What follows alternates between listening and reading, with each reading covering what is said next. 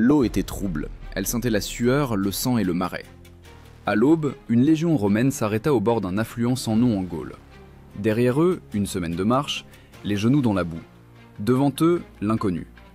Et pourtant, comme l'écrivait Polybe, aucun soldat n'osait entrer dans la rivière avant que le signal ne retentisse. Non pas par peur de l'ennemi, mais par peur de la boue. La boue qui pouvait tuer plus vite qu'une épée. Quand des dizaines de milliers d'hommes vivaient en campagne pendant des semaines, chacun d'eux était une source de danger. La sueur, les parasites, les excréments, la nourriture en décomposition, tout cela se mélangeait en une seule odeur de mort. Mais les légions de Rome savaient survivre là où d'autres armées périssaient simplement. Leur arme n'était pas seulement l'acier, mais aussi l'ordre. Au cœur de cet ordre se trouvait le concept de balnéum, le bain de campagne. Ils n'avaient pas de salle de marbre, comme à Rome, mais portaient la même idée, la propreté, comme partie intégrante de la discipline. L'eau, même glaciale, devenait un élément du service militaire au même titre que la lance ou l'armure. Imaginez, dans un camp de milliers d'hommes, on érigeait des fossés, des tentes, une cuisine et à côté, impérativement, un lieu pour les ablutions. Les archéologues ont trouvé les vestiges de tels bains en Bretagne et sur le Danube, de petites pièces en pierre ou en terre avec un four et des tuyaux par lesquels on faisait circuler de l'air chaud. Mais plus souvent, seulement une rivière, un seau et une volonté de faire. Les Romains appelaient cela lutum militis, la boue du soldat, et ils la combattaient quotidiennement, non pas pour le confort, mais pour la vie. Dans les règlements militaires de l'époque d'Auguste, il était explicitement stipulé: le légionnaire était tenu de se laver après la marche et de nettoyer son corps avec de l'huile ou du sable. L'huile remplaçait le savon, et le sable enlevait la sueur et la poussière, comme du papier de verre. Un tel lavage était une douleur, pas un plaisir. Mais un refus pouvait être puni comme la désobéissance à un ordre. Car si une infection se propageait dans le camp, la légion se transformait en un cadavre en putréfaction, incapable de tenir ses rangs. César lui-même écrivait sur des cas où les maladies fauchaient plus d'hommes que les ennemis. Et pourtant, c'est ici, près des eaux troubles des rivières du Nord, que les Romains créèrent ce qui sera plus tard appelé l'hygiène de campagne. Elle ne sauvait pas tout le monde, mais elle faisait l'impossible, elle maintenait l'armée en vie, dans des conditions où chaque goutte d'eau pouvait devenir mortelle. Et quand la légion se levait à l'aube et avançait, il ne restait derrière elle que la terre brûlée et les traces de feux de camp, et l'endroit où l'eau avait bouilli la veille. Là où d'autres armées laissaient des cadavres, les Romains laissaient l'ordre. Mais comment maintenaient-ils cet ordre, avec 20 kg d'équipement sur les épaules, la chaleur et des centaines de kilomètres jusqu'à la ville la plus proche? Et qui veillait à ce que chaque légionnaire passe par la rivière froide, même si son corps était brisé par la fatigue? Le quotidien de marche de la légion romaine ressemblait à un cauchemar sans fin de poussière, de fumée et de sueur. Chaque soldat portait sur lui pas moins de 25 kg, une armure, une épée, une lance, des provisions pour 3 jours, des outils pour la construction du camp. Mais le fardeau le plus lourd n'était pas le métal, c'était l'odeur. Un mélange de brûlé, de sueur, de viande en décomposition et de cuir mouillé. Cette odeur poursuivait les légionnaires, comme une ombre, et ne leur laissait pas oublier que l'homme n'était qu'un animal, auquel il était permis d'être propre uniquement sur ordre. Lorsque le camp était établi le soir, le légat, commandant de la légion, ordonnait en premier lieu de creuser un fossé, de monter les tentes, puis d'organiser un lieu pour les ablutions. L'eau faisait partie de la discipline militaire. Ce n'est pas un hasard si Tacite écrivait « Là où le légionnaire paraisse à se laver, là commence la maladie ». Le lavage, le frottement du corps avec du sable et l'application d'huile devinrent un rituel non pas de faiblesse, mais de force. Les guerriers, s'aspergeant d'eau glacée après la marche diurne, ressemblaient à des statues d'acier couvertes de vapeur. Mais la propreté en campagne, ce n'était pas un luxe, mais une arme. Les médecins étaient appelés medicus legionaris, des médecins militaires affectés à chaque légion. Leur devoir était de veiller à ce que les soldats ne contractent pas d'infection après les combats et les bains. Ce sont eux qui exigeaient des centurions, commandants de centuries, de procéder à des ablutions obligatoires même dans des conditions de froid et de fatigue. Cela ressemblait à une épreuve, mais cela sauvait l'armée des épidémies qui auraient anéanti des unités entières d'autres peuples. En l'absence de savon, les Romains utilisaient le strigile, un racloir métallique incurvé, avec lequel ils retiraient du corps l'huile, la saleté et la sueur. D'abord, le soldat frottait sa peau avec de l'huile d'olive, puis il raclait la couche avec toute la crasse accumulée pendant la journée. Ce processus n'était pas seulement une purification, mais une punition pour le corps. Le racloir coupait la peau, et l'eau froide après cela semblait bouillante. mais la discipline exigeait de supporter. Les découvertes archéologiques révèlent que même dans les provinces éloignées, les légions construisaient des thermes rudimentaires. Ils comportaient un hypocauste, un système de chauffage souterrain, où l'air du four passait sous le sol, créant de la chaleur. Ces mini-bains ont été trouvés même en Bretagne, où l'hiver pouvait tuer un homme en une seule nuit. Mais plus souvent, les soldats se contentaient des rivières et des chaudrons. L'eau chaude était chauffée dans des récipients en bronze, puis versée dans des cuves en bois. Quelques minutes de chaleur, et de nouveau la marche. Cet ordre étonne même les historiens militaires modernes. Car une légion, comptant 5000 hommes, se déplaçait comme un organisme unique. Chaque soir, ils creusaient des tranchées, montaient les tentes, tendaient les auvents, allumaient des feux et organisaient les ablutions. Pour tout cela, pas plus de 2 heures. La discipline, poussée jusqu'à l'automatisme mécanique, ne permettait pas au chaos de s'infiltrer. Et c'est précisément pourquoi les légions de César pouvaient parcourir 25 km par jour, tout en conservant leur capacité de combat pendant des semaines. Mais l'eau n'était pas toujours propre. Dans les marais de Germanie, au nord de la Gaule ou dans les sables de Syrie, les rivières étaient souvent empoisonnées par la putréfaction, le sang, les restes. Les historiens rapportent que les Romains utilisaient des filtres en tissu et en sable et faisaient bouillir l'eau en y ajoutant du vinaigre. Cette boisson s'appelait la posca, un mélange d'acide et d'eau avec lequel ils étanchaient leur soif et nettoyaient les plaies. Elle tuait les bactéries, inconnues à cette époque, et sauvait la vie de milliers de soldats. Le terme posca devint un symbole de survie militaire. Le soldat qui la buvait et se lavait dans l'eau trouble vivait plus longtemps que celui qui recherchait la propreté. Les Romains comprirent. L'important n'était pas d'éviter la boue, mais de la faire servir. Ils faisaient bouillir, frottaient, brûlaient, nettoyaient avec du sable, transformant la procédure de purification elle-même en un acte de discipline. Mais le plus étonnant, c'est que même pendant les batailles, ils n'oubliaient pas le corps. Après la bataille, les légionnaires se lavaient, nettoyaient leurs blessures, frottaient leurs muscles avec de l'huile. Ce n'était pas seulement un souci de santé, c'était un rituel de retour à l'humanité.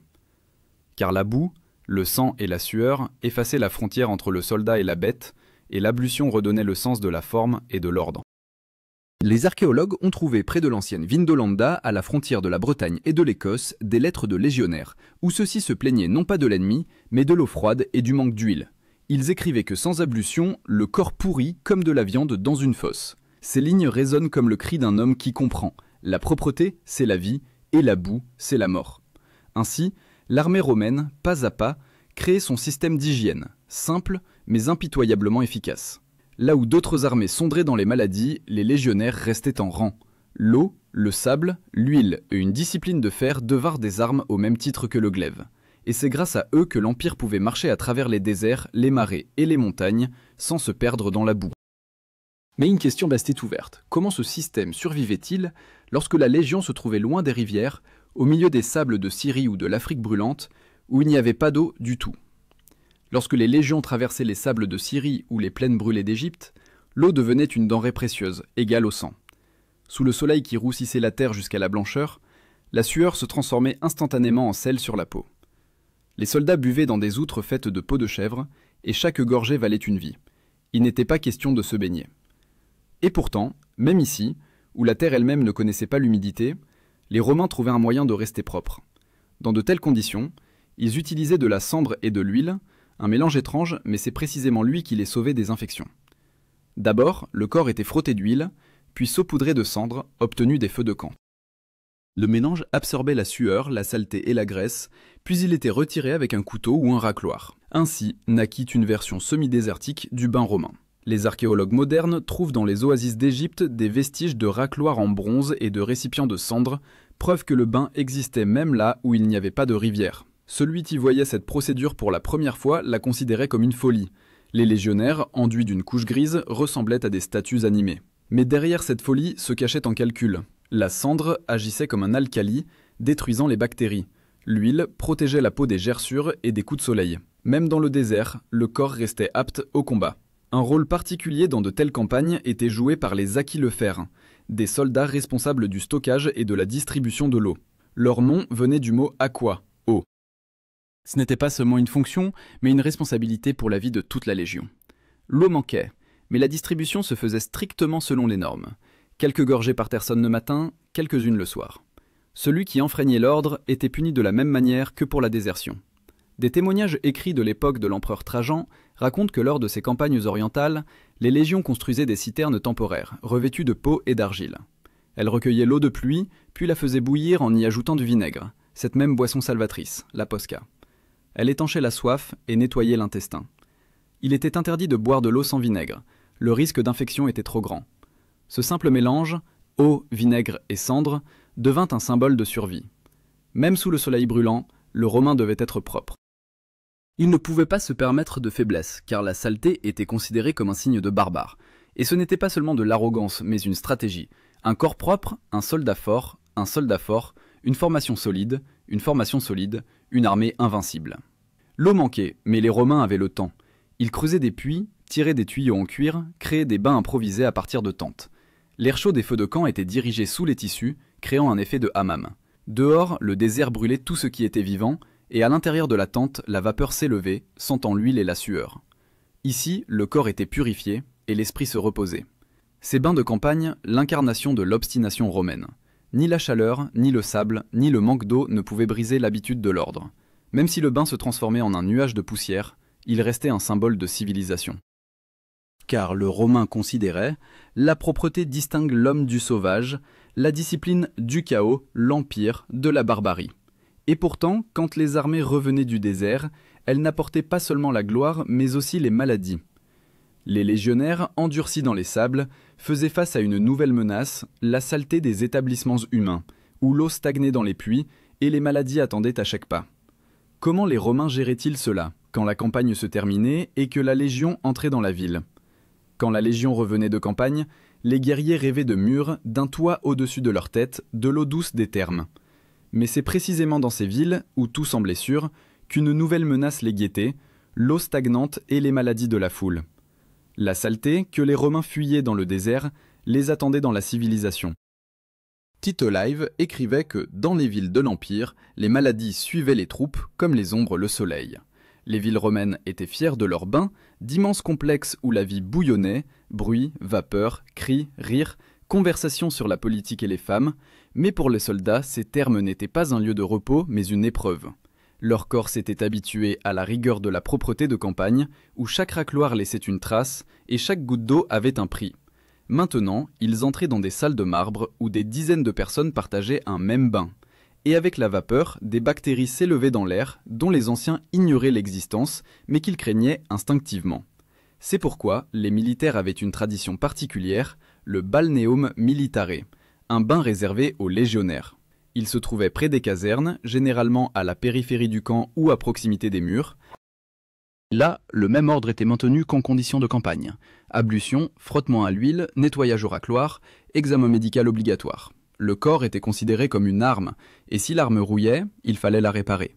Les découvertes archéologiques montrent que ces bains militaires comportaient 3 pièces, froides, tièdes et chaudes. Le système d'hypocauste, de chauffage souterrain, permettait de réguler la température. Les pierres étaient chauffées par des fours, l'air circulait sous le sol et les murs, créant une chaleur uniforme. Les Romains appelaient ces salles le frigidarium, le tepidarium et le caldarium, 3 stades de purification, 3 pas de la fatigue au repos. Mais ce n'était pas seulement de l'hygiène, le bain était un lieu de fraternité militaire. Ici, les légionnaires échangeaient des récits, soignaient leurs blessures, se préparaient à de nouvelles campagnes. Dans le bruit de la vapeur et de l'eau, on entendait les voix de ceux qui ne reviendraient plus des champs de bataille. La propreté devenait une mémoire. Il est intéressant de noter que même à l'époque impériale, lorsque les légions étaient stationnées aux confins de l'Empire, en Bretagne, en Dacie, sur le Rhin, les ingénieurs militaires construisaient des thermes complets avec des fours et des conduits en pierre. Leurs traces sont retrouvées près du mur d'Adrien, à Vindolanda et à Carlisle. Ces constructions sont la preuve silencieuse que la propreté pour les Romains n'était pas un privilège, mais une nécessité. Les historiens soulignent que grâce à un système d'hygiène rigoureux, le taux de mortalité dû aux maladies dans l'armée romaine était significativement plus bas que dans la plupart des armées médiévales des milliers d'années plus tard. Il y a là un paradoxe. La civilisation pouvait tuer un homme plus vite qu'une campagne militaire. Là où les barbares vivaient dans la saleté, les Romains survivaient dans la poussière et la chaleur, car ils transformaient la propreté en un rituel de survie. Et pourtant, même le système le plus parfait avait ses limites. Lorsque l'Empire commença à se désintégrer, l'ordre se fissura en même temps que les routes et les aqueducs. Les thermes se vidèrent, l'eau stagna, les maladies revinrent. Ce qui avait autrefois maintenu l'armée en vie devint sa faiblesse, car sans une discipline de fer, ni l'eau ni le bain ne sauvaient plus. Mais comment et pourquoi l'habitude de la propreté, autrefois devenue un symbole de force, disparut-elle avec Rome elle-même? Et qu'advint-il de ceux qui tentaient encore de maintenir cet ordre parmi les ruines de l'Empire? La chute de la discipline ne commença pas avec les défaites sur le champ de bataille, mais avec la fatigue. Les soldats, habitués à l'ordre, commencèrent à voir dans l'ablution non pas un devoir, mais un fardeau. Après la mort de Marc Aurèle et le début de la crise du IIIe siècle, les légions romaines se trouvèrent de plus en plus souvent dans un état de guerres incessantes, du Danube à la Syrie. Les villes s'effondraient, les routes s'envahissaient de végétation, les aqueducs, qui avaient alimenté les garnisons en eau pendant des siècles, tombaient en ruine. Là où résonnaient autrefois les thermes, se dressaient désormais des ruines. Les historiens écrivaient que les légions, abandonnées aux frontières, perdaient non seulement leur morale, mais aussi l'habitude de l'hygiène. Dans la boue des camps, les poux et les maladies commençaient à proliférer. Les médecins manquaient, l'huile et le vinaigre, un luxe que seuls les commandants pouvaient désormais se permettre. Les simples soldats se lavaient à l'eau de pluie, quand l'occasion se présentait. Là où se dressaient autrefois des thermes en pierre, il ne restait que des fosses creusées dans la terre et remplies d'une humidité trouble. Progressivement, même les mots disparurent. Les termes balnéum et hypocauste commencèrent à résonner comme des échos d'un monde ancien. Une pratique de survie rudimentaire les remplaça. Au lieu de l'huile, de la cendre, au lieu des racloirs, des pierres. Mais l'essentiel disparut non pas des corps, mais des esprits, la conviction que la propreté est une partie de la discipline, et que la discipline est l'essence même de Rome. Les provinces du Nord devinrent le symbole de cette perte. Les archéologues en Bretagne et sur le Rhin ont trouvé des thermes abandonnés au début du Ve siècle. En eux, tout était resté intact. Des fours avec du charbon, des strigiles en bronze, des cruches avec des restes d'huile. Il semblait que les soldats étaient simplement partis et n'étaient jamais revenus. Peut-être les barbares s'étaient-ils abattus sur eux, ou peut-être avaient-ils eux-mêmes cessé de croire en l'ordre qui, encore récemment, maintenait le monde. Avec la désintégration de l'infrastructure, l'eau aussi disparut. Les aqueducs se détérioraient, les sources s'asséchaient. La boue, jadis vaincue, reprit le pouvoir.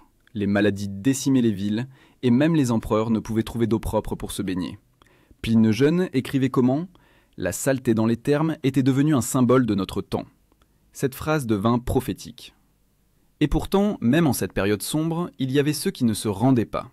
Les vestiges des anciennes légions, les garnisons aux confins lointains, conservaient le rituel de l'ablution. Ils construisaient de petits bains de vapeur en bois, faisaient bouillir l'eau dans des chaudrons de bronze, frottaient leur corps avec du sable, comme s'ils tentaient de retenir la mémoire même de Rome. Pour eux, la propreté devint un acte de résistance, le dernier signe d'appartenance à l'Empire. C'est alors que naquit un nouveau terme, balneum militare reducta, le bain militaire réduit. C'étaient de petites constructions conçues pour des dizaines de personnes, il n'y avait plus de marbre, de colonnes et de sol chauffant, seulement le feu, la fumée et l'odeur d'huile. Mais chacun, en y entrant, sentait qu'il faisait encore partie de la grande machine qui jadis avait marché à travers le monde. La propreté se transforma de routine en symbole de mémoire.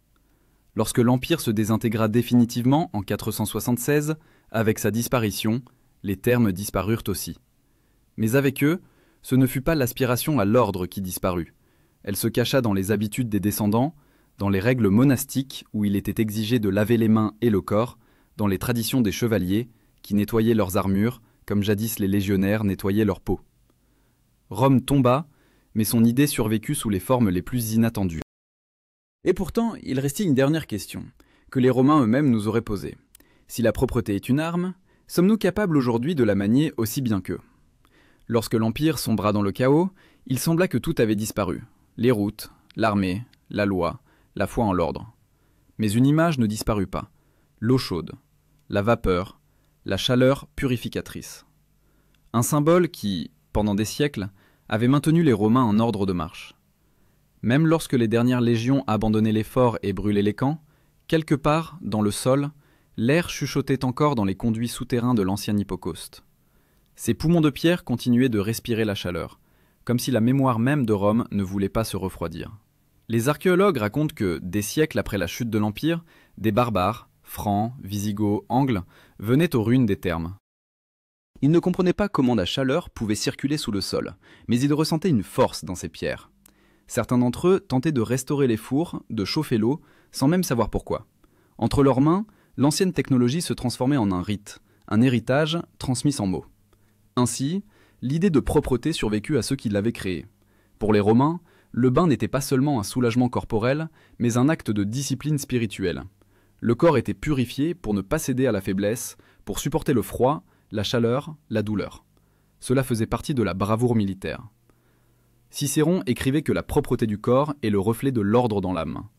Quand les ternes disparurent, cet ordre intérieur disparut aussi. L'Europe médiévale considérera encore longtemps le bain comme dangereux, douloureux, voire pécheur. Les gens avaient oublié que c'était précisément la propreté qui sauvait les armées et les villes. Mais la trace du bain romain ne se dissipa pas. À Byzance, les ternes militaires survécurent, et les soldats byzantins, héritiers des légionnaires, continuaient de chauffer l'eau et de frotter leur corps d'huile avant la bataille. Plus tard, les Arabes adoptèrent cette coutume, créant leur hammam, descendant des balnéums romains. L'idée de la propreté comme forme de force traversa les siècles, changeant de langue et de croyance, mais pas son essence. Même dans les pays du Nord, où les légions n'avaient pas atteint, apparut un amour pour la vapeur, pour le bain, pour l'air chaud, comme un écho de cette discipline qui, jadis, tenait le monde sous le pouvoir d'une seule ville. Les archéologues ont trouvé à Pompéi et en Bretagne des dizaines de strigiles, de récipients d'huile, de fours, de voûtes d'hypocaustes. Ces découvertes ne sont pas de simples pierres. Elles témoignent de la croyance que l'homme peut vaincre la nature, non pas par l'épée, mais par la propreté, le travail, l'ordre. L'eau pour les Romains était comme le feu, il fallait l'apprivoiser, la faire servir. C'est pourquoi même au combat, parmi les cadavres et le sang, les légionnaires trouvaient le temps de se laver. C'était leur manière de dire au monde « Nous ne sommes pas des bêtes, nous sommes Rome ». Lorsque les chercheurs modernes comparent la survie des armées de différentes époques, les chiffres sont frappants. Dans les légions romaines, le taux de mortalité dû aux maladies était presque 2 fois inférieur à celui des armées du bas Moyen-Âge. Non pas à cause d'une médecine miraculeuse, mais à cause de l'habitude, de la propreté. Se laver, c'était survivre. Survivre, c'était vaincre. Mais le plus important dans cette histoire, ce n'est pas la technique, mais l'esprit.